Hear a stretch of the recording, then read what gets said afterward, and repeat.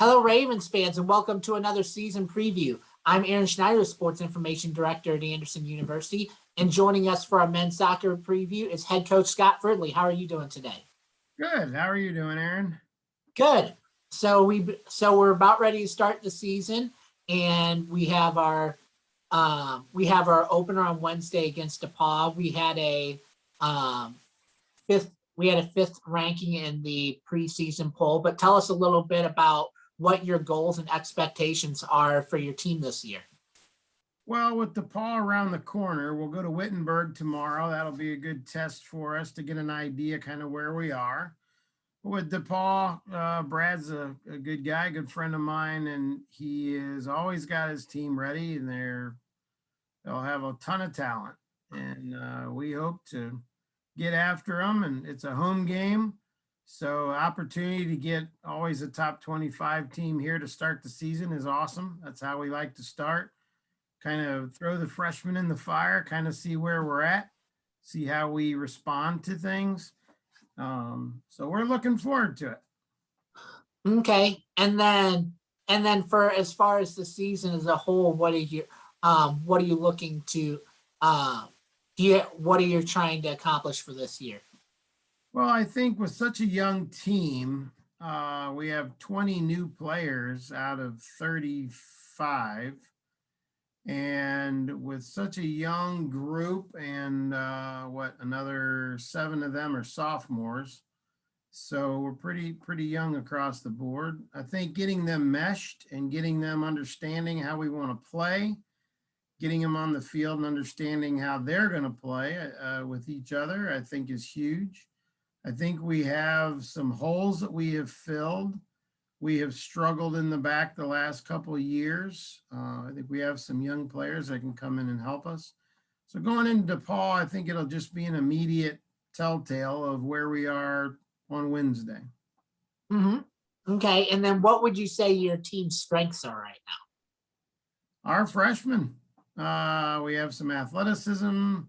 We have some guys that are used to playing good soccer year-round, guys that can come in and fight for a position. I think the competition in preseason has been better than it's been in probably 7 or 8 years. So that's critical. Just unfortunately, we've had quite a few injuries coming into just getting started into preseason, but sometimes we really have struggled the last few years just putting people in those spots. But we've got a lot of people, next man up kind of situation, and the competition's been good in training, and the expectation from each other to be better has been really good. Okay, and before tapping into the newcomers, let's talk a little bit about the returners and some of those players that you expect to make an impact for this year. Well, I think Drew Sonnefeld's probably first, being a senior captain, coming back for a 5th year. He's very athletic, just trying to sort out the best place for him on the field.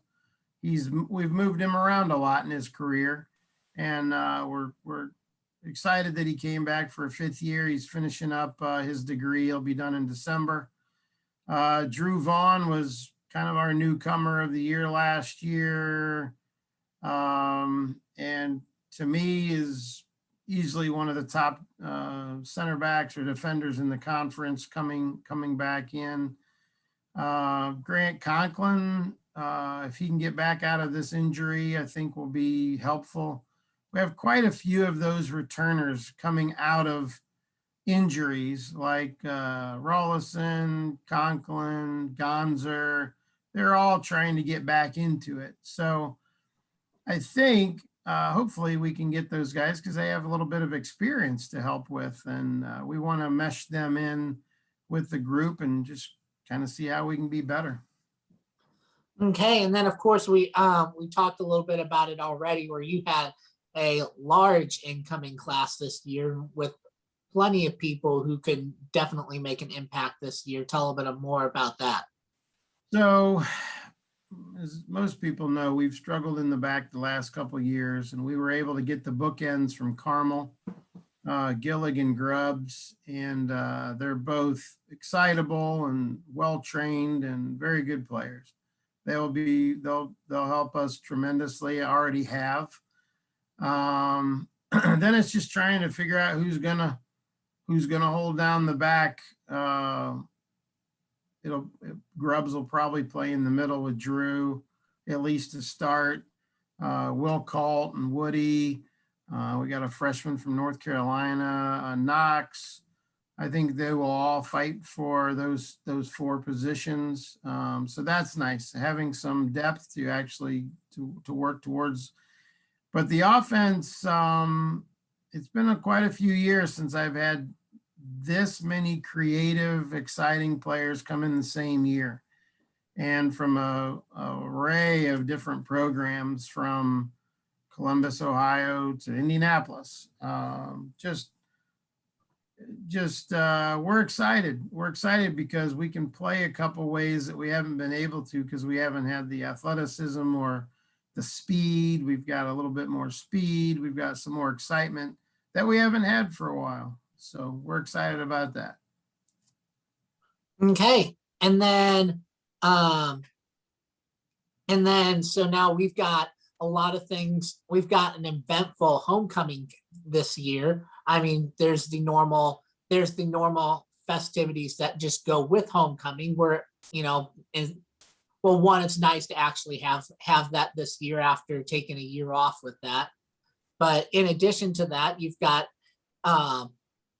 you have your groundbreaking and celebrating a lot of the things that the progress that we've had with Build AU Soccer. Now talk a little bit about that.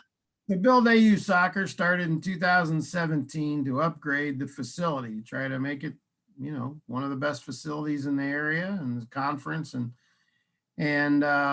with COVID, we got some things done because we've got some, the alumni and the friends of the program have been very generous. And so we were able to get the new stands up and some other things.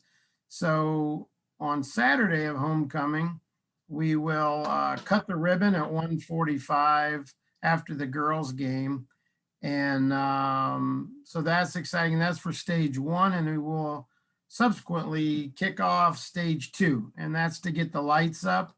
We are hopeful that we have a timeline with the electricians and the light companies that if we can get all the donations in by March 1st, we can get the lights in by 1st of July, so we can get all the whatever issues out of what may come, and then have it for opening day next year. And we will have, of course, our first Hall of Fame team will go in that morning, the 2000 team, which was captained by Ryan Bennison, which will also go in that same day. That Friday, the day before, we will do our fourth golf tournament fundraiser at the country club. 1 o'clock, we'll tee off. And then that night at 7:45, we'll open up the doors for our fundraiser for our silent auction, and then we'll do a live auction to finish, and we'll be done at 10 o'clock. So it's a big eventful weekend, a lot going on. The idea is to raise $300,000. We have already started the process. I believe we're somewhere between 160 and 190,000 now in earmarked gifts. And so we're making some really good progress, and we really look forward to having all the alumni back and just thank them unbelievably for their generosity and their willingness to help get this stadium up to the way it should be for our athletes. Yeah, and I'll take a second to say how grateful I am of that how the getting the bleachers, which look fantastic, the all the in the fencing and all the branding, it really is accomplishing what we're trying to do. Yeah, we're really excited. A lot of the things that we are still waiting on, getting the pavilion finished and getting the seating. We're putting a if you look on the new drawing, you'll see the line of cement that follows parallel to the field on the north end that will have 6-foot, really nice black benches. Honor people or just to have but it just really makes it look nice. And then on the other side, we'll have a berm where people can sit up on the grass if they'd like to watch the game. And just really making it a really friendly, comfortable place to come and enjoy an event and have something to eat and just, hang out with people and love. All right. And then finally, to wrap things up, what does your team need to do this year to be successful? I think we got to stay patient. We tend to like to put the cart in front of the horse. We want, we tend to we just need to be calm, and we need to hold each other accountable on the field and in the classroom. I think blending all these, anytime you have, this is the largest class we've ever had.